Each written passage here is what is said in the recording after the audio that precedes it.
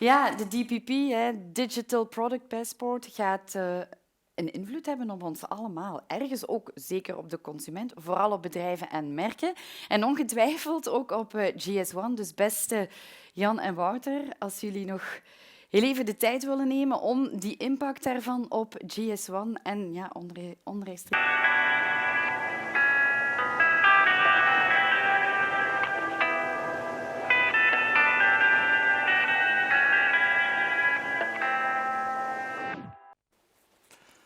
All right, so by now, I think you all know a new abbreviation, DPP, Digital Product Passport. I know it's another one, but keep it in mind, you're going to hear it a lot.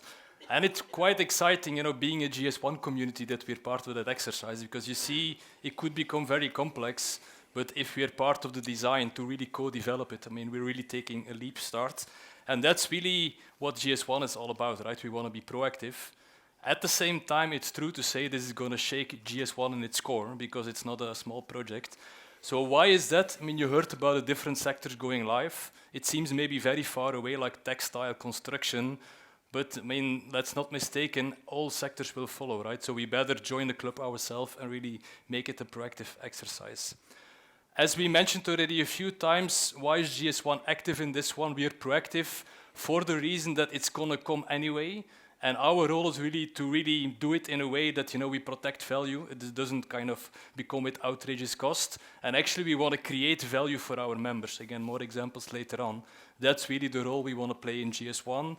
So, I mean, all together in this room and many more, this is the GS1 community, right? Different, let's say, stakeholders in the supply chain. And our role as GS1 is really to enable all this community to act together moving forward. So what are we going to do the same? What are we going to do different? Again, lots of things to come later today. Let me just highlight two things. Some things are going to require investments, IT, business, etc. We have a strong intent that we want to do this not just at GS1 Belgium level, but at European global level. It's an important thing, and it's quite different than the way GS1 by country typically has worked in the past.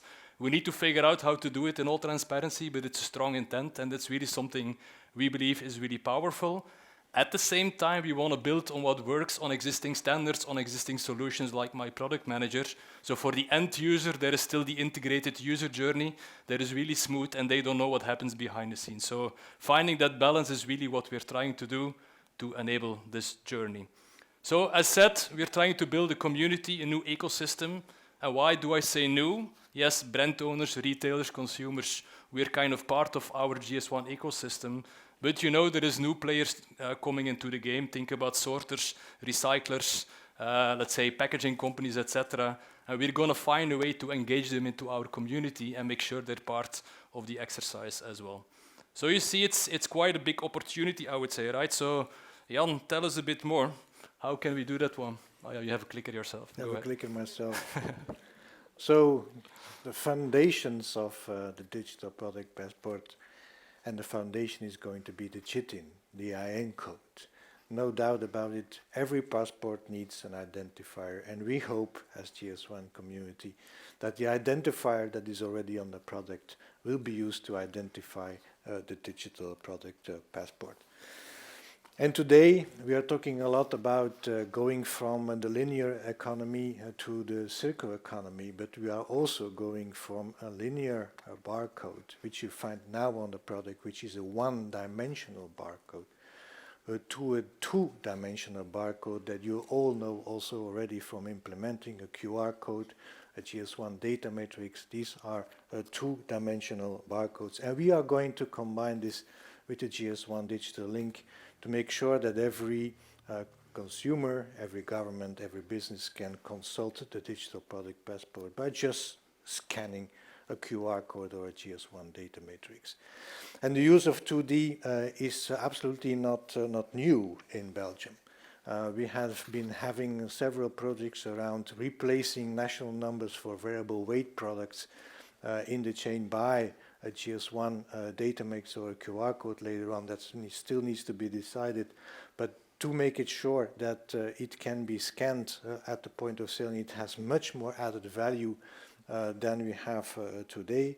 You see here a medicine, and we are very proud that indeed also in Belgium, for the medicines and the medical devices that have a prescription from the doctor, we have made a switch from a national code to the GS1 system, and you see there a GS1 data matrix, which is a two-dimensional barcode with 4 elements in it: the JITIN, the lot number, the serial number, and the best before date. So let's now take a very quick look, again, a small flashback to a video that we have done on the 2-day implementations already in Belgium.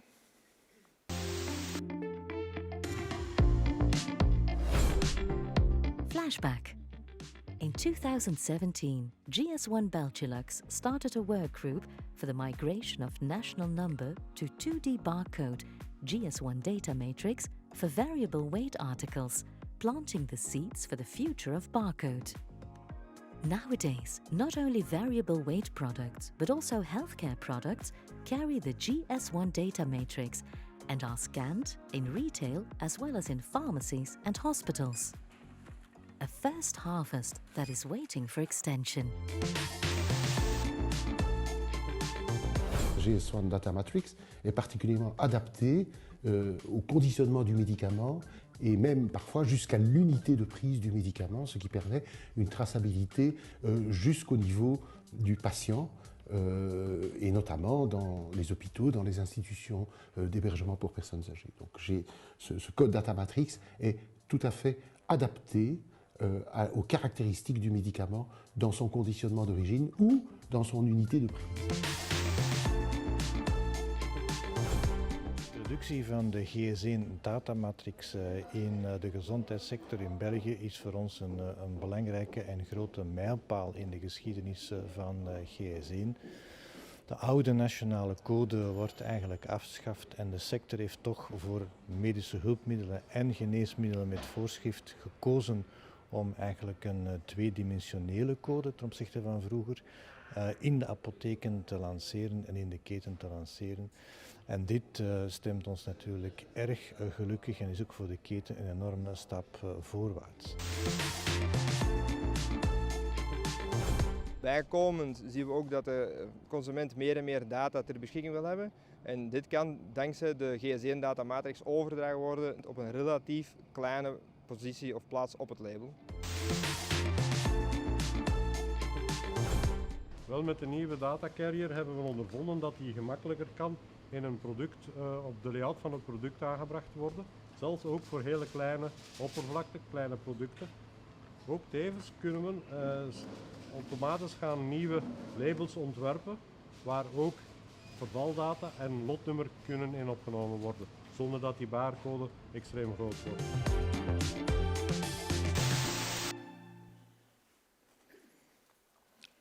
Goed, we hebben nu gesproken over de JITIN. Ik heb nu goed, especially go in English. I'm sorry. We talked about the JITIN and the digital product passport. But for the digital product passport, you need a lot of data, and trusted data and trusted identifiers will be key in the circular economy. And I've always said from day one, there will be no circular economy without trusted data and trusted identifiers.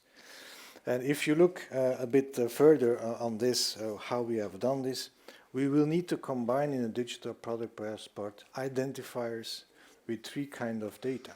Master data related to the, let's say, the basic elements of the product, transactional data linked to the order process and invoicing process, and thirdly, which is completely new, event data. We will need to follow the product during the whole value chain. And the unique combination of these 3 kinds of data related to a digital product passport will be a huge challenge for everyone. And of course, just a good platform to do this on is My Product Manager that we have set up 4 years ago. It's a new platform, completely new, now used by 2,000 companies to create, to store, and to exchange data with the trading partners in Belgium, but also worldwide. And we are very proud of this, and we are very happy about this. What you see here, before we go to this slide, we have a small video on My Product Manager share just to explain what the platform does. Go ahead. As a member of GS1, you gain access to several services to manage your product information. My Product Manager Identify allows you to generate unique identification numbers for your products, one by one or in bulk. Every GTIN in My Product Manager requires its own product ID card. You can create one by registering some basic information. That way, all parties along the global supply chain can check the identity of a product at any time. If you want to sell your product through a retailer or web shop, they may need more than a product ID card. My Product Manager's share function allows you, the supplier, to add and exchange additional datasets with the recipients of your choice. You can upload data manually, or, for a more automated solution, our API can receive this information directly from your own system. My Product Manager is even connected to the GDSN network and can receive your data here. Great! Your data is available for the data recipients. As a recipient, you can consult all standardized product information directly in My Product Manager. But you can also extract it from an SFTP server or download it straight onto your own system via our API. You can even receive the product information through the GSN data pool, provided the supplier uses the My Product Manager's share function. Join My Product Manager for the right product information in the right place, always.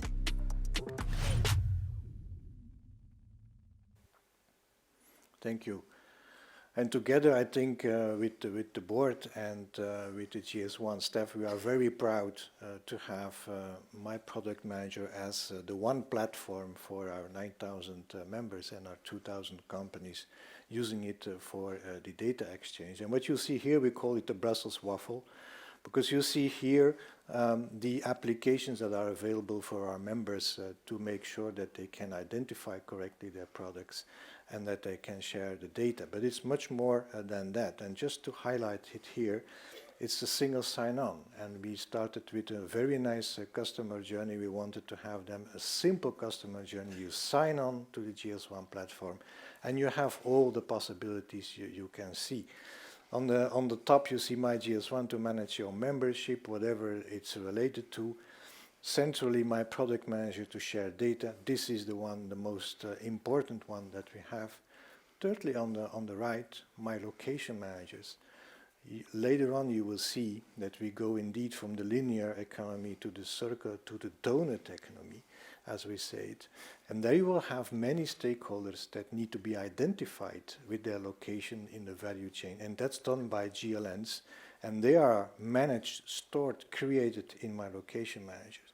You are verified by GS1. You can verify whether you have a good license from GS1, paid and actual okay for everyone. We have been investing a lot the last 2 years in data quality, which is still an issue in our community. And for this, we have 2 tools. We have more than 16,000 machine validation rules integrated in My Product Manager. Gives you a report to be consulted by everyone. And you have My Audits. My Audits is a data quality program where via machine learning and OCR, we scan the labels of the products and we compare it to the data in My Product Manager. Of course, you can access the coupon platform on this. And almost brand new is My UDI Manager. What is a UDI? It's Unique Device Identifier. It's for healthcare. It's about medical devices. Medical devices, due to legislation, are identified in a different way, but they also need to publish data to a European database from the European Union called UDAMET. And we are in the last phase to make this happen, and we are rolling it out. And of course, the training is there. But first of all, we wanted also to have a live testimonial. So I would say, Virginie and Anne, go ahead. Yes, dankjewel. Jan en Wouter, ja, for setting the scene zou ik zeggen, want ondertussen is Anne Coen hier bij mij komen zitten. We gaan inderdaad aan de hand van een aantal testimonials tonen waar die, in jouw geval, die product manager was het, hè? Klopt, portfolio manager, zo ja, waardevol is geweest. Nu, Anne, begrijp me niet verkeerd, als ik het logo zie, denk ik, ja, dat ken ik. ben niet meer heel zeker. Kan je misschien nog Ja, eens zeggen klopt waar inderdaad. die Liefheit juist voor staat? Wel, Virginie, als ik mensen over Liefheit spreek, krijg ik heel vaak die reactie. Maar als ik dan het logo of de Ja? producten laat zien, dan gaat er bij heel veel mensen toch wel een belletje rinkelen. Want Liefheit is al 60 jaar actief op de Belgische markt en internationaal in huishoudproducten in 4 grote categorieën. In reiniging, wasverzorging, keukenhulpjes, maar ook in welzijn. De eerste 3 onder het merk Liefheit, de laatste onder het merk Zunle. En juist om die naambekendheid te verhogen zijn we de laatste jaren ook heel sterk aan het investeren in grote mediacampagnes. De missie van Liefheit is om de huishoudelijke klusjes eigenlijk makkelijker en comfortabeler te maken. In die grote categorieën hebben wij ongeveer een 500-tal producten en die verdelen wij in de Belgische en Luxemburgse distributie, onder meer bij supermarkten, maar ook bij doe-het-zelfzaken, bij elektrospeciaalzaken en in grootwarenhuizen. Liefheit is een grote internationaal beursgenoteerd bedrijf en daardoor kunnen wij enerzijds profiteren van een heel solide en professionele structuur, maar in de Belux zijn wij eerder een klein en dynamisch team, waardoor we toch een beetje onze eigen koers kunnen varen, bijvoorbeeld voor wat betreft datamanagement. Ja, een klein dynamisch team. Hè. GS1 Belgilux is ook een heel dynamisch team. Hoe zijn jullie in contact gekomen met elkaar? Waar hebben jullie GS1... Wel ja, datamanagement is de laatste jaren voor iedereen in belang enorm toegenomen, zo ook voor ons. Data worden belangrijker. Onze klanten vragen steeds meer gespecifieerde data, onder meer in het kader van bijvoorbeeld projecten zoals het opzetten van webshops en dergelijke meer. Bij ons intern zijn onze data gestructureerd in verschillende databronnen, zoals SAP, zoals PIMAM-systemen, maar ook Excel-tabellen en dergelijke meer. Sommige van die bronnen worden zeer goed up-to-date gehouden, andere net iets minder en dat leidt vaak tot inconsistenties en met de nodige frustraties tot gevolg. Dus intern waren er ook al stemmen op gegaan om een beetje te gaan harmoniseren, laten we zeggen. Maar toch is het maar een 2-tal jaar geleden dat we effectief de stap hebben gezet naar GS1, toen eigenlijk een van onze klanten min of meer de verplichting oplegde om te gaan samenwerken met GS1. Omwille van de complexiteit van dat project en omdat onze interne resources lokaal gezien dan toch relatief beperkt zijn, hebben we daarvoor een externe service provider bij de hand genomen. En ja, hoe is dat hele proces dan verlopen? In eerste instantie zijn we natuurlijk onze databronnen inzichtelijk gaan maken en hebben we die moeten rangschikken op prioriteit. Sommige data hebben we ook nog moeten gaan creëren of moeten we gaan verzamelen. En zo hebben we alles een beetje inzichtelijk gemaakt. In een volgende stap moesten die data dan ook effectief worden opgeladen in het datasysteem door het gaan toewijzen aan de zogenaamde BRICS. En dat was een vrij complex gegeven, omdat we natuurlijk over een heel grote portfolio beschikken van ongeveer een 500-tal producten om te beginnen, maar dan ook nog verspreid over heel veel categorieën. En sommige van die categorieën bestonden in eerste instantie ook nog niet in GS1. En dankzij de hulp van die externe service provider zijn dan uiteindelijk al die BRICS toch nog gecreëerd geraakt. De volgende fase was dan het toewijzen of het mappen van de verschillende attributen. En ook dat was niet zo evident, omdat natuurlijk de kenmerken van pakweg een droogrek zijn niet te vergelijken met die van, ik zal zeggen, een poetssysteem of een slaaswierder of wat dan ook. Uiteindelijk in de laatste fase is dan ook alles gemigreerd naar My Product Manager, waar we dan uiteindelijk nog een finale fine-tuning hebben moeten doen van de data om bepaalde errors weg te werken en dergelijke meer. En zo hebben we alles kunnen klaarzetten voor dan de eerste testen bij klanten. Voilà, dus het is helemaal klaar. Ja, ik begrijp nu wel na deze uitleg waarom het toch enige tijd geduurd heeft voor het echt operationeel was. Volgende vraag is misschien overbodig, want ik hoop dat je natuurlijk een positieve testimonial brengt, maar ik zal het anders formuleren. Hoe tevreden ben je met het resultaat? Uiteraard. Het was een positief traject in de zin van we zijn zeer tevreden van het resultaat, maar onderweg is er toch wel af en toe behoorlijk wat gevloekt geweest. En het heeft ons team met momenten toch wel bloed, zweet en tranen gekost. Maar het resultaat mag er zeker wel wezen, want we beschikken nu over een zeer eenduidig systeem waar we op relatief eenvoudige wijze een heel waardevolle bron van gegevens kunnen uitwisselen met onze klanten, waardoor we enerzijds toch wel workload kunnen uitsparen. Maar anderzijds is het zo dat we toch ook de hoeveelheid aan manuele interventies kunnen beperken, waardoor de foutenlast gaat verminderen en dus ook de datakwaliteit gaat verbeteren. Maar wat toch nog het belangrijkste is, dat we eigenlijk door dit ganse traject meer zijn gaan stilstaan bij de waarde van onze gegevens. We zijn gaan beseffen dat we met zoveel gegevens elke dag in contact komen en dat het toch wel heel belangrijk is om daar een goede structuur in te gaan aanbrengen. We zijn daar meer gaan in harmoniseren, we zijn bepaalde fouten gaan wegwerken, we zijn die inconsistenties er gaan uithalen. We zijn ook gegevens gaan aanvullen en daardoor beschikken we nu over een heel gestructureerd en goede databron die we effectief op dagdagelijkse basis veel frequenter en veel aangenamer gaan kunnen gebruiken. Bovendien biedt My Product Manager een zeer handige tool die het voor ons ook toelaat om op dagelijkse basis makkelijk te kunnen consulteren en ook die nodige aanvullingen effectief te gaan doen.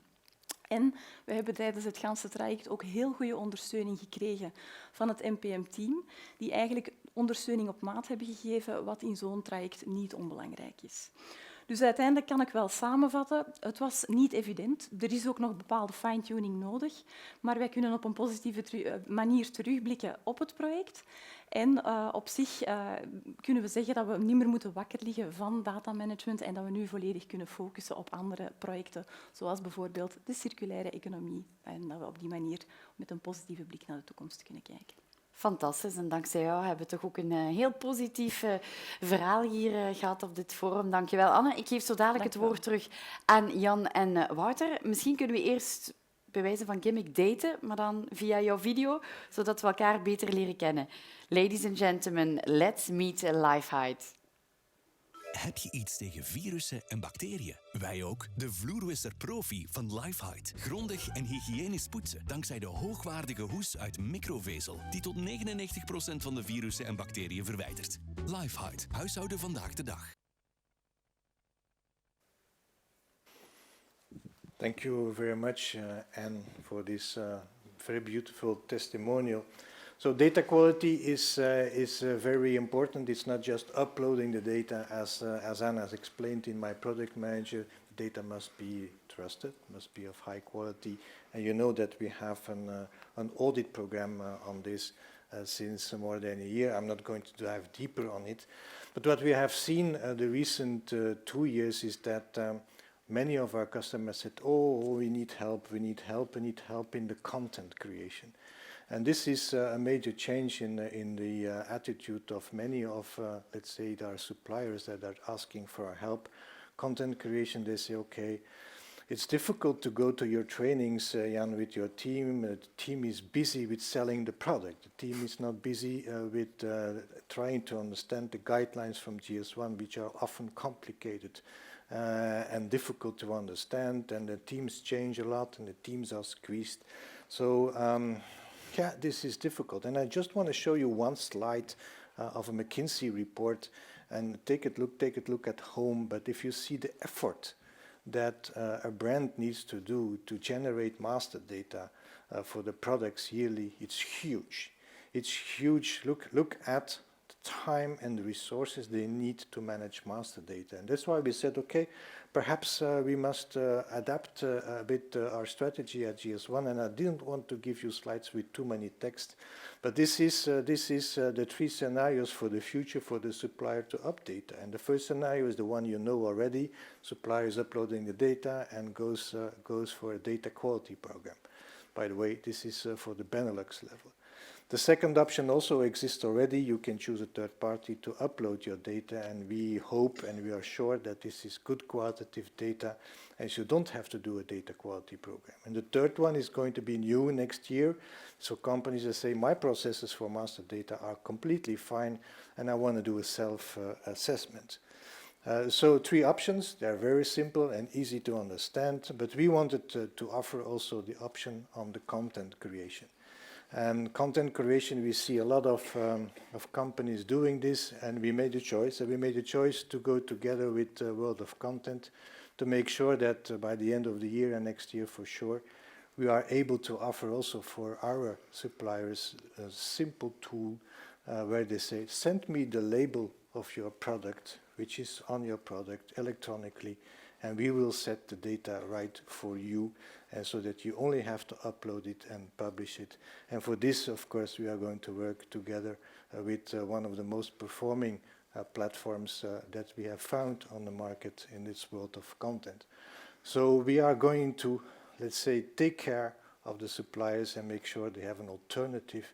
If they say, this is too much time consuming, this is too much burden, give me a solution, I will send you my label of my product, and GS1 will make it happen for you.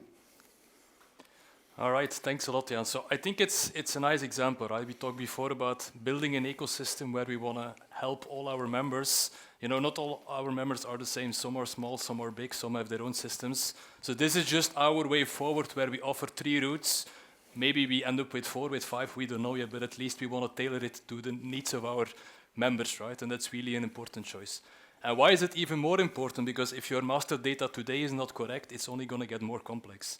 Why is that? If you look at this one, you think about packaging, if you want to have data for recycling, for reuse, it requires new attributes, right, as we like to call it in GS1. So we need to extend our data models. We need to get a new layer on the onion if you want to get more data in there. And we need to understand, even if the GTN that you all know, is that always granular enough, or maybe sometimes we need to go down to the batch level or the variant level. And if you do that, how to do that in an effective way. So lots of questions, but that's why GS1 is here to help you. Another thing that is evolving in the ecosystem, as I mentioned in the beginning, today GS1 is very much about kind of the brand owner, the retailer, the consumer. Tomorrow we're going to get more stakeholders, as you see through the full life cycle of a product. And even maybe, who knows, right? Maybe a product is going to get multiple life cycles at material level. And again, there we want to see how our standards can help that. And that's master data. I think that's, for many people, that's pretty much the core of GS1. Now, pretty much of a new area, or at least an area that is being explored now, is if you think about event data. So why is that? If you look in a supply chain, you want to follow the flow of a product. You want to know the status of a product through the supply chain, which means that all the different stakeholders in the supply chain will need to give kind of real-time insights in what's happening on the product. We call that event data. And the easy way to look into that one is that's what event data does. It tells you the status of your product. Where is it? What happens to the product? Who is doing it? Why is it happening? And if you then push these snapshots, let's say, in the cloud, that's what event data is all about. And so why do we do event data? It's not just for the sake of creating more data. It's really to drive traceability and visibility in the supply chain. So Jan, I'm sure you have somewhere in your pocket a good existing standard to enable this one, right? Yes, and anyone knows it, but I'm not going to explain this. EPCIS is a standard for this, just a new version released. We're not going to dive into this new standard. That's probably something for next year. I said, let's go ahead with the circular economy. Let's go ahead with where we are today and make sure that everyone must understand we can make the barcode much more richer than we have today. Thank you. Merci Jan, Wouter et Anne naturellement aussi pour ce témoignage.